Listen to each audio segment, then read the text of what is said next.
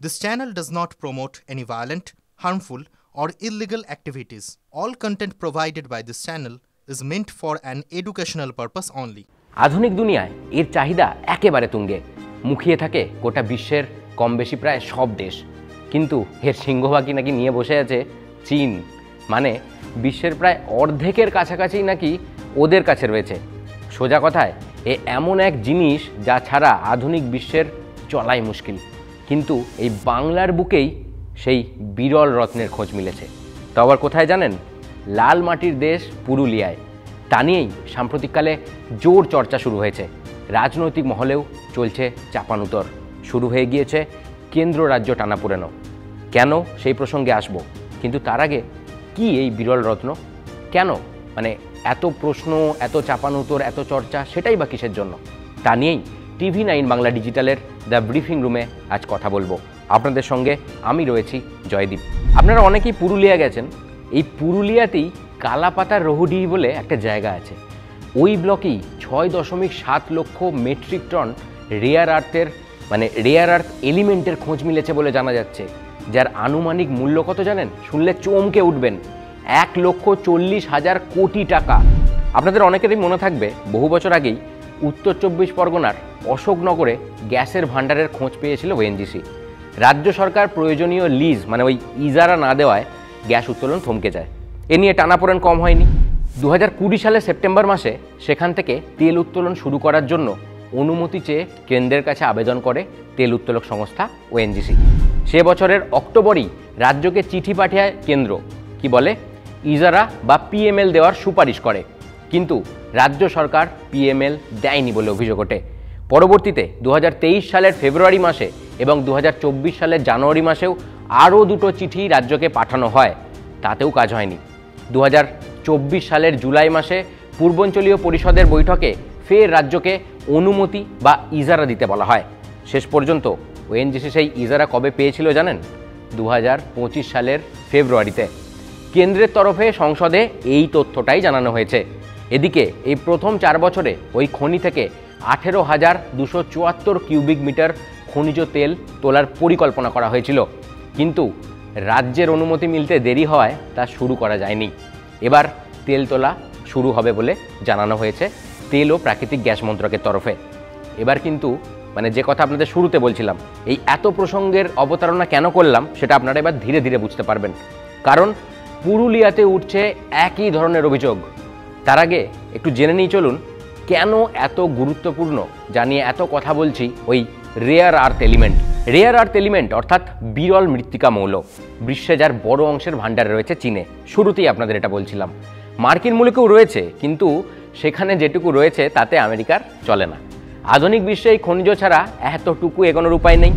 এর মধ্যে রয়েছে 17টি বিশেষ মৌল, যার মধ্যে 15টিকে একসঙ্গে ল্যান্থানাউস বলা হয়। এই মৌলের খোঁজ পৃথিবীকে রঙিন টিভি দেখার খোঁজ দিয়েছিল, কারণ এই মৌল ছাড়া সেটা তৈরি করাই সম্ভবপর ছিল না। এখন মোবাইল থেকে ল্যাপটপ, যাবতীয় ইলেকট্রনিক্স, ইলেকট্রিকে চলা গাড়ি, যুদ্ধবিমান, নিউক্লিয়ার সাবমেরিন, সাধারণ বিমানের ইঞ্জিন, জলবিদ্যুৎ উৎপাদনকারী টারবাইন, সবেতেই এই মৌল লাগে। আর তাই চীনের এত বারবারন্ত। আমেরিকা শুল্কের ভয় দেখালেই চীন রেয়ার আর্থ এলিমেন্ট বন্ধের জুজু দেখায়। এবার সেই বহুমূল্য, সেই দামি জিনিসের খোঁজ মিলেছে ভারতেও। কেন্দ্রীয় কয়লামন্ত্রী জানিয়েছেন, অন্ধ্রপ্রদেশ, উড়িষ্যা, তামিলনাড়ু, কেরল, ঝাড়খণ্ড, মহারাষ্ট্র, গুজরাটের সঙ্গে এই তালিকায় নাম রয়েছে আমাদের পশ্চিমবঙ্গের। গোটা দেশেও কিন্তু এই পরিমাণটা নেহাত কম নয়। পুরুলিয়াতে আবার ইতিমধ্যেই খোঁড়াখুড়ি করে ফেলেছে জিএসআই। তবে তাদের একার পক্ষে যে এই পুরো কাজ এগিয়ে যাবে আগামীতে, এমনটা নয়, সেই কথাই কিন্তু বলছেন বিশেষজ্ঞরা। দেখুন, এটা একটা রেয়ার আর্থ যেটা পাওয়া যায় সেটাও কিন্তু মাইক্রোচিপ ওয়ারফেয়ারের একটা অংশ, এবং দীর্ঘদিন ধরে এখন তেলের জন্য যুদ্ধ হয় না। এই ধরনের এলিমেন্ট যেগুলো বিভিন্ন ধরনের মাইক্রোচিপ বা টেকনোলজিক্যাল অ্যাডভান্সমেন্টে ব্যবহার করা যায়, এই লড়াইটা শুরু হয়ে গেছে। যেমন ধরুন, জল সম্পদ, বালি সম্পদ, রেয়ার আর্থ সম্পদ, বিভিন্ন ধরনের ইউরেনিয়াম, এ ধরনের সম্পদ যদি পাওয়া যায়, সেটা নিয়ে লড়াই দীর্ঘদিন ধরেই হচ্ছে। যেমন আমি একটা উদাহরণ দিই, যেমন ধরুন সাতগাঁও বলে একটা জায়গা আছে পাকিস্তান অকুপাইড কাশ্মীর, যেটা 63 সালে চীনকে দিয়ে দেওয়া হয়েছিল।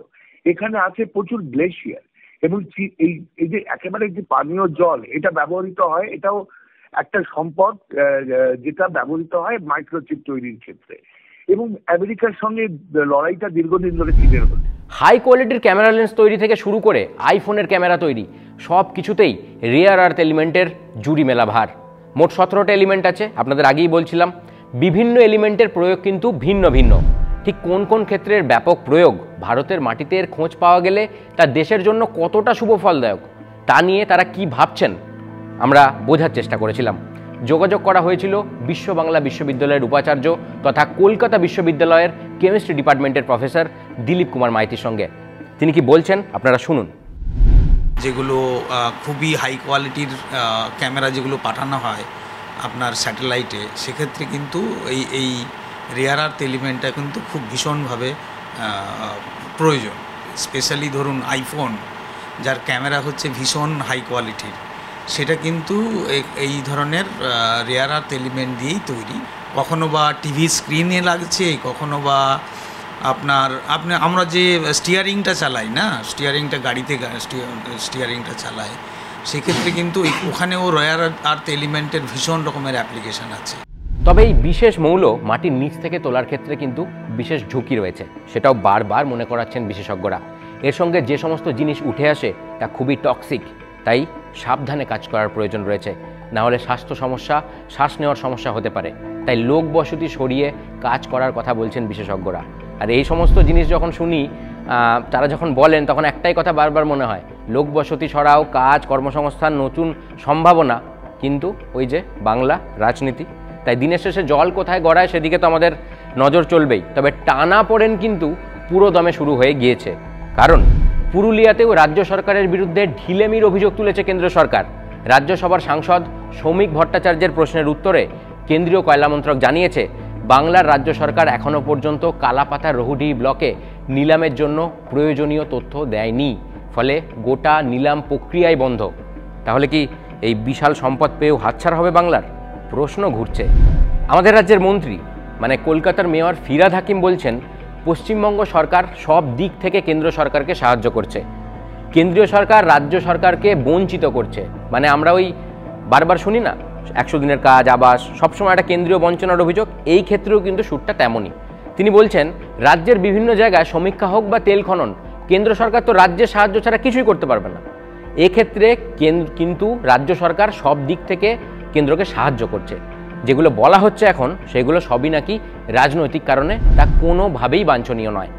কিন্তু বিশেষজ্ঞরা, আমরা বারবার এই কথা যখন বলছি তখন আমরা মতামত নেওয়ার চেষ্টা করেছি বিশেষজ্ঞরা তারা কি বলছেন। আমরা যোগাযোগ করেছিলাম যাদবপুর বিশ্ববিদ্যালয়ের আন্তর্জাতিক সম্পর্ক বিভাগের অধ্যাপক ইমন কল্যাণ লাহিড়ির সঙ্গে। তিনি বলছেন, দিনের শেষে মানে পাওয়া টাওয়া গেছে, শোনা গেছে যে রয়েছে, কিন্তু দিনের শেষে কতটা পরিমাণ মাটির তলা থেকে তোলা যায় তার উপর নির্ভর করবে আগামীতে আন্তর্জাতিক মানচিত্রে ভারতের হাত আদৌ শক্ত হবে বা হলেও কতটা হবে। তার স্পষ্ট কথা, এটা জাতীয় সম্পদ, রাজ্য কেন্দ্রকে একসঙ্গে বসে সিদ্ধান্ত নিতে হবে। ভারতবর্ষে যদি পাওয়া যায় এ ধরনের রেয়ার আর্থ, সেটা কিন্তু যদিও খনিজ সম্পদ, এটা সার্বিকভাবে জাতীয় সম্পদের অন্তর্ভুক্ত। তো এখানে স্টেট এবং সেন্ট্রাল দুজনকে বসে একটা সিদ্ধান্ত নিতে হবে এটা কিভাবে ব্যবহৃত হবে বা শেয়ারিংটা কিভাবে হবে, এর থেকে যে মুনাফা হবে।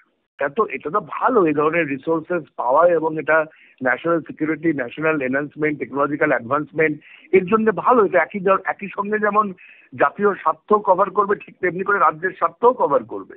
কারণ এখানে স্পেশালাইজ লোক দরকার হবে, এগুলো বানানোর জন্য ইনফ্রাস্ট্রাকচার দরকার হবে, এগুলোকে ব্যবহার করার জন্য। তো সেখানে অনেক কর্মসংস্থানও বাড়বে, কাজের সুযোগ বাড়বে, ইন্ডাস্ট্রি বাড়বে, এটা তো ভালো।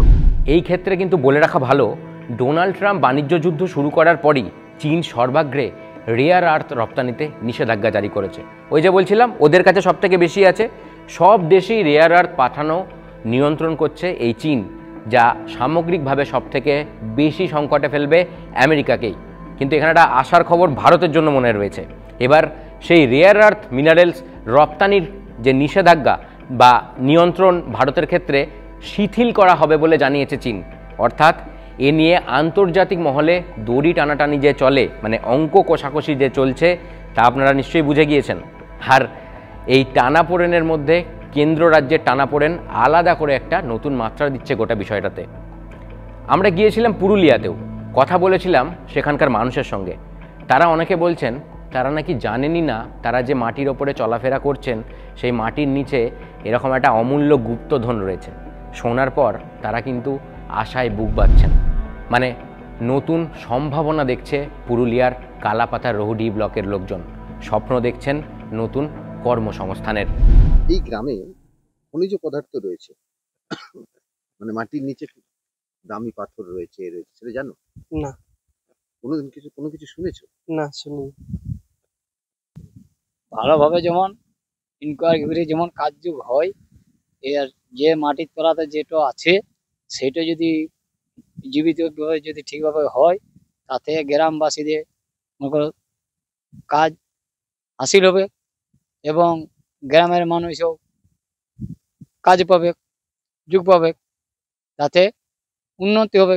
যে এরকম ইনকোয়ারি হয় আর হয় বহুত কিছু এখানে পাওয়া যায়।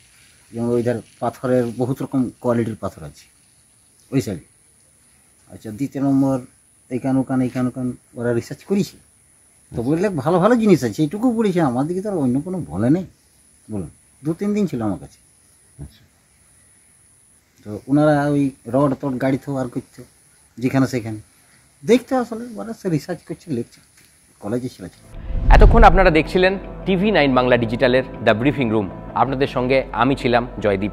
এই ধরনের আরও খবরের জন্য আপনাদের নজর থাকুক TV9 বাংলা ডিজিটালে।